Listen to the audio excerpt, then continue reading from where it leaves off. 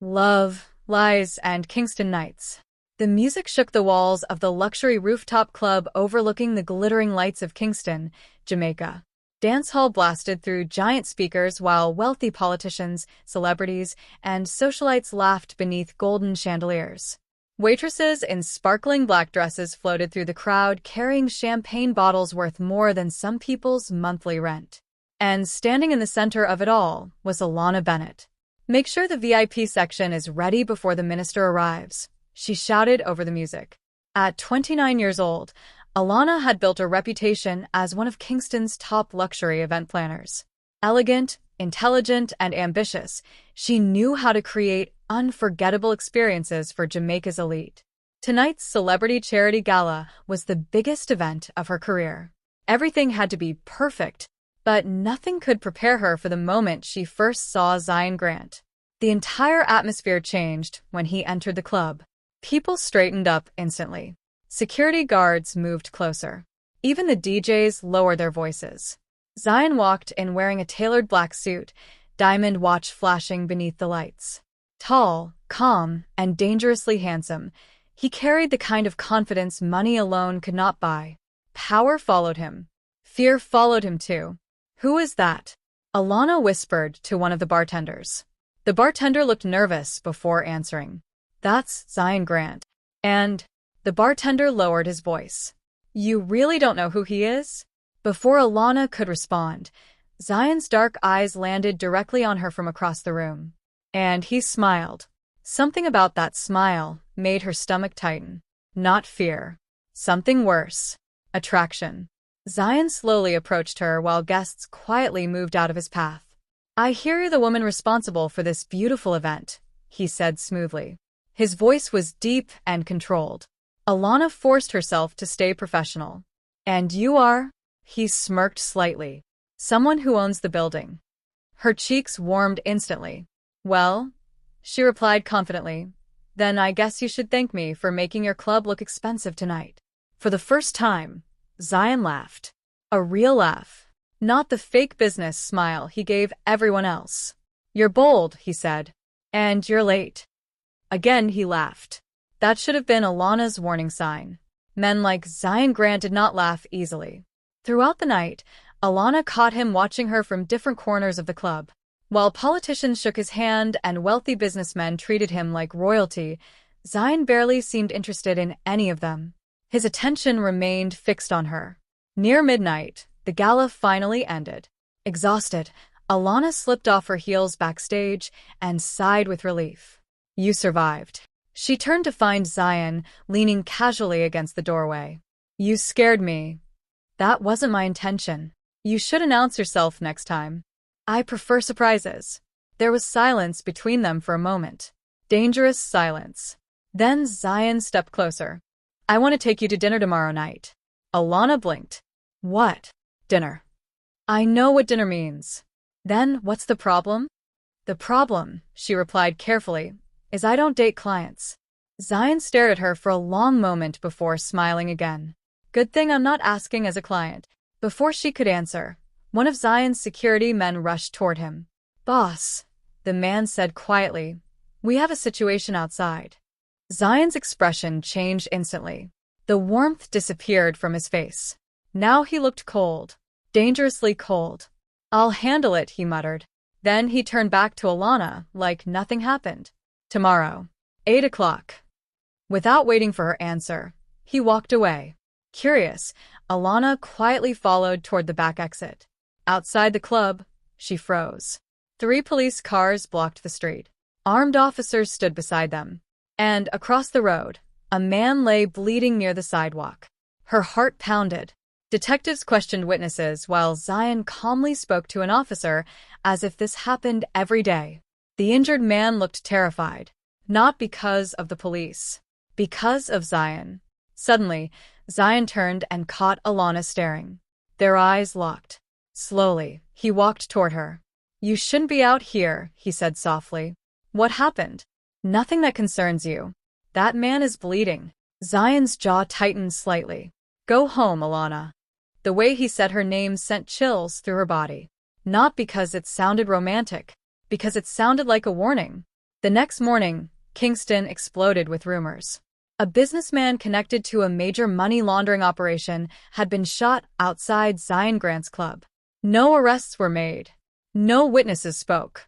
And Zion's name never appeared in the news. But everybody whispered it privately. At a small cafe later that afternoon, Alana sat with her best friend Tasha scrolling through articles on her phone. "You need to stay away from that man," Tasha warned immediately. "You don't even know him." "I know enough." Alana frowned. "What does that mean?" Tasha hesitated, then lowered her voice. "People say Zion Grant owns half of Kingston after dark. That's gossip." "No," Tasha whispered nervously. "It's survival." Alana laughed uneasily. "You're being dramatic."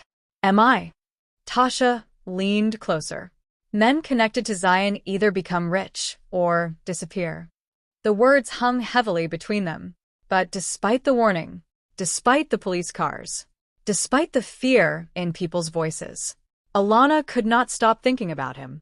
That night, exactly at 8 o'clock, a sleek black luxury car pulled up outside her apartment. Her phone buzzed. "Zion, I'm outside." Her heart betrayed her instantly. Against her better judgment, she went downstairs. The driver opened the door. Inside sat Zion Grant. Calm, elegant, dangerous, and smiling at her like he already knew she was doomed.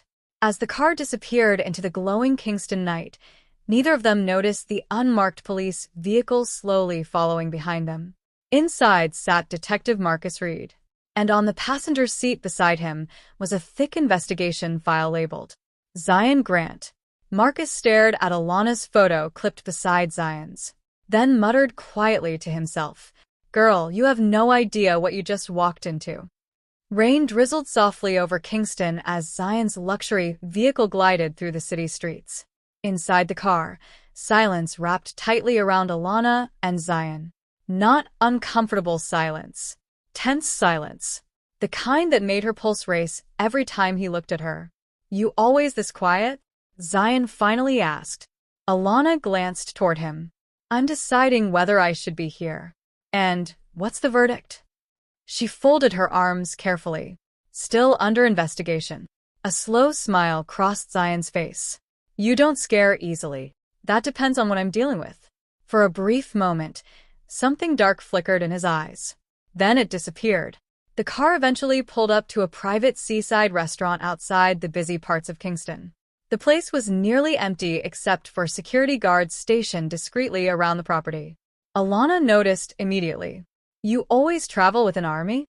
"Occupational hazard." "What exactly is your occupation?" Zion loosened his watch calmly. "Business." "That's vague. So are your questions." Despite herself, she laughed. And for the first time that night, Zion looked genuinely relaxed. Dinner was unlike anything Alana expected. He was intelligent, funny even. They talked for hours about music, Jamaican culture, business, and growing up in different parts of the island.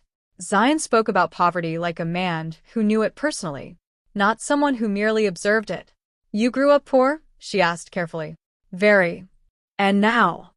He leaned back in his chair slowly. "Now I make sure I never feel powerless again." Something about the way he said it unsettled her. Not because of the words, because he meant them. As the night deepened, the ocean breeze softened the tension between them. Zion walked her toward the beach, behind the restaurant where moonlight shimmered across the water. For a moment, he looked less like a feared businessman, and more like a man exhausted from carrying secrets. "You're different from the women around me," he admitted quietly. "How?" "They usually want something. And you think I don't?" His gaze locked onto hers. "No," he said softly. "I think you still believe people can be good." The air between them shifted, dangerously. Alana's breath caught as Zion stepped closer. Then suddenly, tires screeched. A black SUV sped toward the restaurant entrance. Everything happened at once. Zion's security team pulled guns instantly. "Move," one guard shouted. Gunshots exploded through the night. Alana screamed as Zion grabbed her and threw both of them behind a concrete wall near the beach. Bullets shattered glass behind them. Chaos erupted everywhere. "What's happening?" Alana cried. Zion's face transformed completely. Cold. Focused. Deadly. Stay down. Another round of gunfire erupted. One of Zion's guards fired back while guests ran screaming from the restaurant. Alana's hands trembled violently. This was real. Not gossip. Not rumors.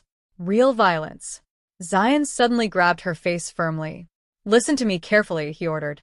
When I tell you to run, you run straight to the car. Don't stop for anything. What about you? His eyes darkened. I'll handle the rest. Before she could answer, more gunshots rang out. Then silence. Heavy silence. The attack had ended as quickly as it started. Zion cautiously stood while guards searched the property. One man approached him nervously. They got away, boss. Zion's jaw tightened. Anybody dead? One injured. Alana slowly rose from the ground, shaken beyond words. Her elegant dress was covered in sand and rainwater. You carry guns, she whispered. Zion stared at her, without speaking. People are trying to kill you. Still silence. Finally, Zion stepped closer. There are things about my life you won't understand. Then explain them. I can't. Why not? Because knowing could put you in danger. Alana laughed bitterly. In danger? Zion, someone just tried to kill us. For the first time, he looked frustrated, not angry, afraid. And that frightened her even more. Back in Kingston later that night, Zion personally escorted her upstairs to her apartment. Neither spoke much during the drive. Before leaving, Zion stopped at her door. You should stay somewhere else for a few days. Her eyes widened. You think they'll come after me too? They saw your face tonight.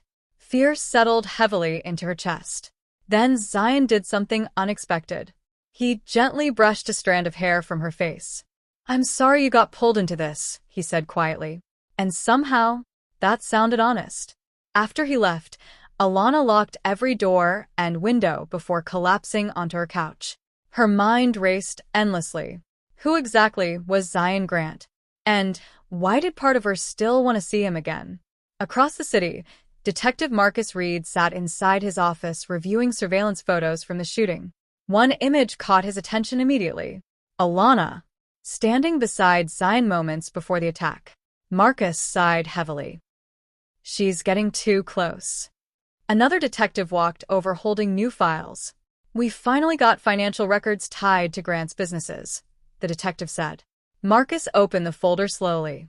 Inside were connections to offshore bank accounts, shell companies, and payments linked to several high-ranking Jamaican officials. Corruption at the highest levels. Then Marcus noticed another name buried inside the documents. A name that made him freeze. Daniel Bennett. Alana Bennett's missing cousin. Marcus leaned back slowly in shock. Because according to the files, Daniel Bennett had once owned part of Zion Grant's empire before vanishing 3 years earlier. And the police never solved the case. Marcus immediately grabbed his keys. Because now he knew something Alana didn't. Her relationship with Zion Grant was not an accident. It never was. Meanwhile, miles away inside a luxurious mansion overlooking Kingston, Zion stood alone on a balcony, holding a glass of whiskey. One of his men approached carefully. You think she suspects anything? Zion remained silent for a long moment, then finally said, she suspects enough to become dangerous. And what do you want to do? Zion stared into the dark city below. For the first time in years, uncertainty crossed his face.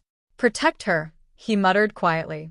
But deep down, he wasn't sure whether he meant from his enemies or from himself. The next morning, Alana barely slept. Every time she closed her eyes, she heard gunshots, saw Zion's face, felt his hands pulling her to safety. By sunrise, Kingston buzzed with rumors about the attack at the seaside restaurant. Radio hosts whispered about gang wars among wealthy businessmen, while social media exploded with blurry cell phone videos from the scene. But once again, Zion Grant's name never officially appeared anywhere. That terrified her more than the shooting itself. Powerful men could erase problems. Dangerous men could erase people.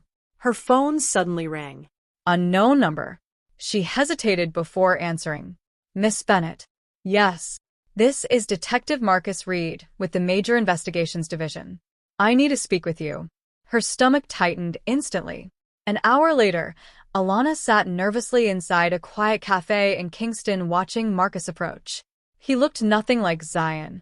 Marcus carried himself like a man permanently exhausted by the ugliness of the world.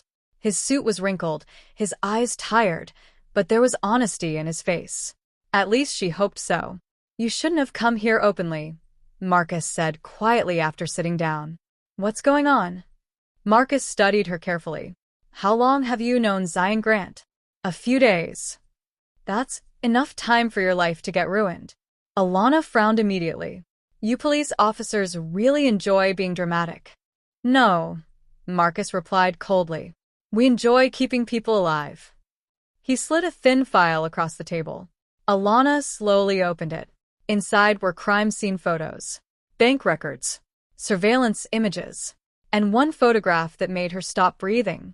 Her cousin Daniel, smiling beside Zion. What is this? Marcus leaned forward carefully. 3 years ago, your cousin Daniel Bennett disappeared. I know that. He wasn't just missing, Alana. Marcus lowered his voice. He worked for Zion. Her mind went blank. No. Yes. You're lying. Daniel helped manage several of Zion's financial operations before vanishing without a trace. Alana's hands shook violently as she flipped through more photos. Daniel entering clubs, meeting politicians, standing beside Zion at private events. How did I never know this? Because your cousin kept secrets. Marcus paused. Dangerous secrets. Alana pushed the file away. You think Zion killed him? Marcus didn't answer immediately. That's what I'm trying to prove. The cafe suddenly felt too small, too hot, too loud. No, she whispered. You're wrong. Zion saved my life last night. Marcus gave a bitter laugh. Men like Zion don't save people out of kindness. He's not what you think. And what exactly do you think he is? She opened her mouth, but nothing came out, because the truth was, she didn't know anymore. That evening, heavy rain poured across Kingston as Alana sat alone in her apartment replaying everything Marcus had told her. Then came a knock at the door. 3 slow knocks. Her heart raced instantly. She already knew who it was. Zion stood outside wearing a dark gray suit damp from the rain. For a long moment neither spoke. Finally he said softly, You talked to the police. Alana's blood ran cold. How do you know that? I know everything that concerns me. His calmness frightened her. You had me followed? I had you protected. Protected, she snapped. Or watched. Zion entered the apartment slowly, without waiting for permission. You're upset. My cousin worked for you. The room went silent. For the first time since meeting him, Zion looked genuinely caught off guard. Who told you that? Detective Marcus Reed. Zion exhaled slowly and loosened his tie. Marcus should mind his own business. Was Daniel involved in your crimes? His eyes hardened instantly. You shouldn't use words you don't understand. Then explain it to me. Alana stepped closer, anger replacing fear. Tell me why my cousin disappeared. For several long seconds, Zion said nothing. Rain hammered against the windows. Finally, he spoke. Daniel stole from people he shouldn't have stolen from. Her face paled. What people? Zion looked away briefly. The kind who don't forgive betrayal. A chill crawled through her body. You mean criminals? Silence. Did you kill him? His gaze snapped back toward her. No. The answer came fast. Too fast. But somehow, it sounded honest. Before Alana could speak again, Zion's phone buzzed violently. He answered immediately. His entire expression changed. What? Silence. Then rage exploded across his face. Who took her? Alana jumped. Zion turned toward her slowly. Tasha's missing. Everything inside her froze. What do you mean missing? She was taken an hour ago. No. Fear consumed her instantly. Tasha has nothing to do with this. Zion grabbed his jacket. She does now. Alana rushed toward him. You have to call the police. The police won't find her in time. What does that mean? But Zion was already moving toward the door. Alana followed him into the storm. Outside, black SUVs waited with armed men standing beside them. The sight terrified her. One guard handed Zion a gun. Not a small weapon. A military rifle. Alana stared in horror. This is who you really are? Zion looked at her with dark, exhausted eyes. This is the world you walked into. Then one of the guards approached nervously. Boss, they sent a message. What message? The guard hesitated before handing Zion a cell phone. On the screen was a photo. Tasha tied to a chair. Bruised. Terrified. And behind her, spray painted in red across a wall, were the words, "You took what belonged to us. Now, we take hers." Alana covered her mouth in shock. What do they want? Zion's jaw tightened. Me. Then suddenly another voice spoke behind them. You're all making a terrible mistake. Everyone spun around. Detective Marcus Reed stood in the rain aiming a gun directly at Zion. Police vehicles surrounded the street. Red and blue lights flashed through the storm. Marcus looked at Alana urgently. Step away from him. But Zion didn't even flinch. Instead, he slowly smiled. And that terrified Marcus more than the gunfire ever had. Because Zion Grant only smiled when something dangerous was about to happen. Rain poured heavily across Kingston as police lights flashed through the dark street. Detective Marcus Reed stood with his gun raised at Zion Grant while armed officers surrounded the area. Drop the weapon, Zion, Marcus shouted. But Zion remained calm. Too calm. Alana stood frozen between them, her heart pounding violently as thunder rolled across the city. Tasha is running out of time, Zion said coldly. And if you arrest me now, she dies. Marcus tightened his grip on the gun. You expect me to trust you? No, Zion replied. But you know I'm telling the truth. For several tense seconds, nobody moved.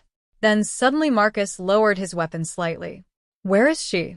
One of Zion's men stepped forward nervously.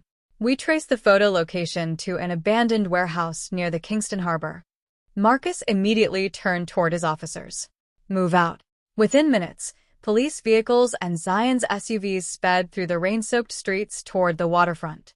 Inside one of the vehicles, Alana sat beside Zion in complete silence. Finally, she spoke softly. Tell me the truth. Zion stared ahead through the windshield. I tried to leave that life years ago. What life? The criminal world. He exhaled heavily. When you grow up with nothing in certain parts of Kingston, power becomes survival. I made choices when I was young. Dangerous choices. And Daniel? Pain crossed Zion's face for the first time. Your cousin discovered people inside my organization were laundering money through government contracts. He wanted out. Alana's eyes filled with emotion. What happened to him? He stole evidence against them and tried to disappear. Did they kill him? Zion looked away quietly. I never found his body. Her chest tightened with grief. But before he vanished, Zion continued softly. Daniel made me promise something. What? To protect you if anything ever happened. Alana stared at him in shock. All this time, he talked about you constantly, Zion admitted. Said you were the only truly good thing in his life. Tears filled her eyes. For the first time since meeting Zion, she saw something beyond the power, money, and danger. Guilt. Real guilt. The convoy finally reached the abandoned harbor warehouse. Armed police officers surrounded the building while thunder crashed overhead. Marcus approached carefully. Stay behind us. But Zion ignored him completely. Without hesitation, he stormed inside first. Gunfire exploded instantly. The chaos erupted through the warehouse. Criminals opened fire from the shadows while police returned shots from behind crates and rusted containers. Alana screamed as Marcus pulled her behind cover. Inside the confusion, Zion moved fearlessly through the building like a man, with nothing left to lose. Then, a scream echoed from upstairs. Tasha! Alana cried. Zion ran toward the sound. Moments later, more gunshots rang out. Then silence. Terrible silence. Marcus and Alana rushed upstairs together. Inside a dim storage room, they found Tasha tied to a chair but alive. And standing protectively in front of her Was Zion. bleeding from his shoulder. At his feet lay the leader of the criminal operation, one of Zion's former partners who had secretly orchestrated Daniel's disappearance years earlier. Police officers quickly stormed the room and made arrests. It was over. Finally over. As paramedics treated Zion's injuries outside near sunrise, Kingston's storm slowly faded. Golden sunlight broke through the clouds over the harbor. For the first time in years, Zion looked exhausted enough to finally stop running. Marcus walked toward him quietly. "You could have escaped tonight." Zion gave a weak smile. "I was tired of becoming the monster everybody expected." Marcus studied him carefully before nodding once. Then he walked away. Alana approached slowly. For a moment, neither spoke. Then Zion looked up at her. "I understand if you never want to see me again." Alana stared at the man who had terrified her, protected her, and saved her best friend. "You made terrible choices," she said honestly. "I know, but maybe people can change." Emotion flickered in Zion's eyes. For the first time since she met him, he looked vulnerable. Not powerful, not feared, just human. Months later, investigations exposed the corruption network tied to Kingston's elite businessmen and politicians. Several powerful figures were arrested, and Detective Marcus Reed finally received recognition for solving one of Jamaica's biggest criminal cases. Zion cooperated fully with authorities in exchange for reduced charges and dedicated himself to rebuilding legitimate businesses across Jamaica. And slowly, very slowly, he and Alana rebuilt trust too. Not through luxury, not through danger, but through honesty. One peaceful evening in Negril, they sat quietly watching the sunset over the ocean. "No more secrets?"